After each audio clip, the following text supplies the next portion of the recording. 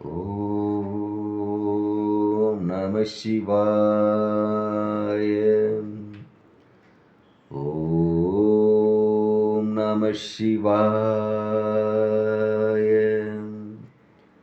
ஓம் நம சிவாய. அன்பான சிவ அன்பர்களே, கடந்த நாட்களில் நம்ம சிவபெருமானுடைய மாவட்டதோறும் உள்ள தேவார பாடல் பெற்ற ஆலயத்துடைய வரலாற்று சிறப்பை ஒவ்வொன்றாக நான் உங்களுக்கு வழங்கிட்டு வரேன். அந்த வகையில் நம்ம இன்னைக்கு பார்க்க போகிற ஒரு ஆலயமும் ஒரு தேவார பாடல் பெற்ற ஆலயத்தை பற்றி தான். இந்த ஆலயம் எங்கே இருக்குதுன்னு பார்த்தீங்கன்னாக்கா, தமிழ்நாட்டில் நாகப்பட்டினம் மாவட்டத்தில் திருக்கடையூர் என்ற ஊரில் இந்த ஆலயம் அமைப்பெற்றிருக்கிறது. இங்கு இறைவன் பார்த்தீங்கன்னாக்கா அமிர்த கடேஸ்வராவும் இறைவி அபிராமி அம்மனாவும் நமக்கு காட்சியளிக்கிறாங்க. அது மட்டும் அல்லாமல் அபிராமி அந்தாதி உருவானது இந்த தலத்தில் சொல்லப்படுது. இங்கே பார்த்தீங்கன்னா யம பயம் நீக்கும் தலமாக அந்த தலம் பார்க்கப்படுது. தல விருட்சம் வில்வ மரம், கடம்ப மரம், தீர்த்தம் அமிர்த புஷ்கரணி தீர்த்தம். இப்போது இந்த தலத்தோட சிறப்பு என்னன்னாக்கா, மார்கண்டேன்றது மிகவும் சிவனுடைய தீராத பக்தி கொண்டவனாக இருக்கிறான்.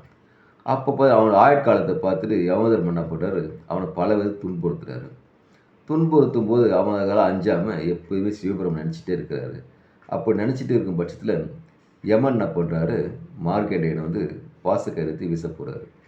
அப்போது பயந்த மார்க்கண்டேயன் என்ன பண்ணுறாரு, இந்த அமிர்த கடேஸ்வருக்கு கோயிலை சென்று அங்கே இருக்க சிவபெருமானை கட்டி அணைச்சிக்கிறார். இப்படி கட்டி அணைக்கப்பட்ட பிறகு பார்த்தீங்கன்னா யமன் பார்க்குறாரு, சிவபெருமான் சிவலிங்கத்தை கட்டி அணைச்சிக்கிறார் மார்க்கண்டேயன். அதுவும் சற்று ஏற்பாடு என்ன பண்ணுறது, தன்னோட பாசக்கயிறை எடுத்து மார்கண்டேயன் மேலே வீசுகிறாரு. அந்த பாசக்கயிறு என்ன பண்ணுதுனாக்கா, மார்கண்டேயனை மட்டும் இல்லாத அங்கே இருக்கிற சிவலிங்கத்தின் மீதையும் அதை சுருக்கு விழுது. இதனால் கோபமுற்ற சிவபெருமான் என்ன பண்ணுறாரு, காலனை வந்து அதை யமதர்மனை எட்டி உதைத்து அவனை அழிக்கிறாரு. அப்படி அழித்த தலமும் இந்த தலமாக பார்க்கப்படுது. மார்கண்டேயன் வந்து மீண்டும் மறுவாழ்வு தீர்க்கதரிசியாகவும் சிரஞ்சீவாக வாழ்த்துக்காக அங்கே மார்க்கண்டேயனுக்கு அருள் கொடுக்கப்படுது.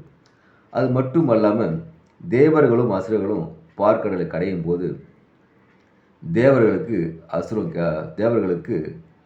தேவாமிர்தம் கிடைக்குது. அந்த அமிர்தத்தை கொண்டு சென்ற தேவர்களாக பண்ணுறாங்க, முதற்கடவுளான விநாயகரை மறந்துட்டு அவரை வணங்காமல் அதை அமிர்தத்தை அருந்து செல்கிறாங்க. இதை பார்த்த விநாயகர் என்ன பண்ணுற, கோபமுற்று அந்த அமிர்த கலசத்தை பதுங்க வச்சிடுறாரு. அப்படி பதுங்க வைக்கப்பட்ட அமிர்த கலசம் வந்து பார்த்தீங்கன்னாக்கா அப்படி ஒரு சிவலிங்கமாகவே மாறிடுது. இப்போ போயிட்டு குளிச்சுட்டு வராங்க, வந்துட்டு தேவர்களாம் போட்டு அமிர்த குடத்தை தேடுறாங்க. அமிர்த குடம் அங்கே இல்லை. தன்னுடைய தேவருடைய தலைவன் பார்த்தீங்கன்னாக்கா இந்திரன்ட்ட சொல்கிறாங்க. இந்திரன் வந்து என்ன பண்ணுறது, விநாயகர்கிட்ட கேட்குறாரு. அப்படி கேட்கும் பட்சத்தில் எனக்கு தெரியாது, சிவபெருமானை நீ கேட்கணும்னு சொல்கிறாங்க. அப்படி சிவபெருமான் இந்திரன் வந்து வணங்கி கேட்கும்போது அந்த அமிர்தம் வந்து அமிர்த கலசை குடமாக எடுத்து சிவபெருமான் கொடுக்குறாங்க. அதற்கு அப்புறமும் பார்த்தீங்கன்னா அதை அருந்துறாங்க. அது மட்டும் அல்லாமல் இங்கே இந்திரனுடைய தாயார் வந்து தேவலோகத்தில் எப்பொழுதுமே இருக்கிறதில்ல, அடிக்கடி பூலோகம் வந்துடுறாங்க.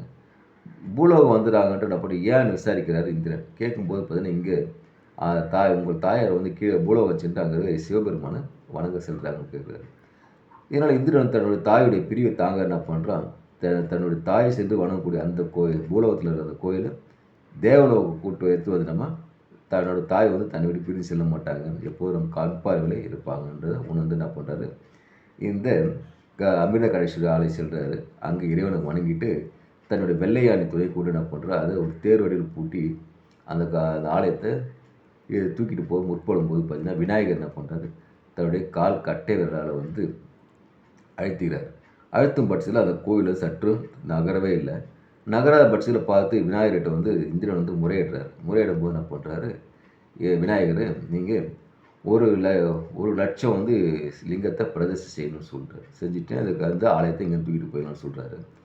அதை கேட்டு என்ன பண்ணுறாரு, இந்திரன் வந்து கடகடகன்னு என்ன பண்ணுறாரு, லிங்கத்தை உருவாக்குறாரு. அப்போ வந்து விநாயகர் சொல்கிறார், இது மாதிரிலாம் உருவாக்கக்கூடாது, நீங்கள் உண்மையான பக்தியோட அந்த 1,00,000 சிவலிங்கத்தை பிரதிஷ்டை செஞ்சால் தான் இங்கேருந்து இந்த ஆலயத்தை முற்பட முடியும் சொல்லி சொல்கிறார் விநாயகர்.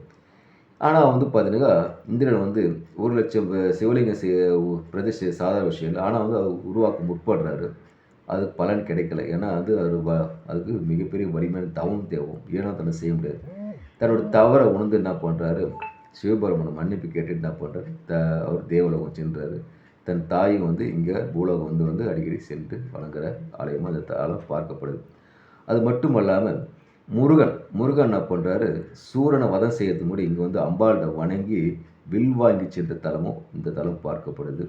அது மட்டும் அல்லாமல் பங்குனி மாதத்தில் பார்த்தீங்கன்னாக்கா 3, 4, 5 தேதியில் வந்து சூரியனை வந்து இங்கே இறைவனை வணங்கி செல்வது மிக சிறப்பாக பார்க்கப்படுது. அது மட்டும் அல்லாது ஐப்பசி அன்னாபிஷேகம் போது சந்திரமனும் வந்து இங்கே இறைவனுக்கு ஒளியை கொடுத்து இறைவனை வணங்கி செல்வது மிக சிறப்பாக பார்க்கப்படுது. இங்கே பார்த்தீங்கன்னாக்கா இங்கே இந்த கருவறை பார்த்து தேர் பூட்டி தேர் வடிவில் தான் அந்த கருவறை அமைக்கப்பட்டிருக்கிறது. இங்கே அம்பாள் வந்து 3 ரூபத்தில் காட்சியளிக்கிறாங்க.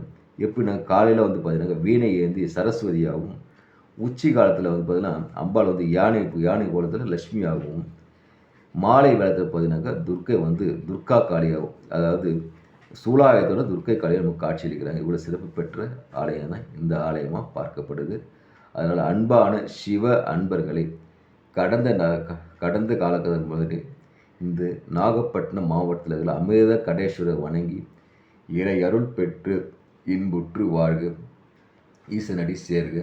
ஓம் நமச்சிவாய வாழ்க, நாளந்தால் வாழ்க, இமைப்பொழுதும் என் நெஞ்சில் நீங்காதா தாழ் வாழ்கன்னு சொல்லி இறையருள் பெற்று ஈசனருள் பெற்று இன்புற்று வாழ்க. ஓம் நமச்சிவாய், ஓம் நமச்சிவாய், ஓம் நமச்சிவாய். அன்பையை விதைப்போம், அன்பையை அறுவடை செய்வோம். ஓம் நமச்சிவாய்.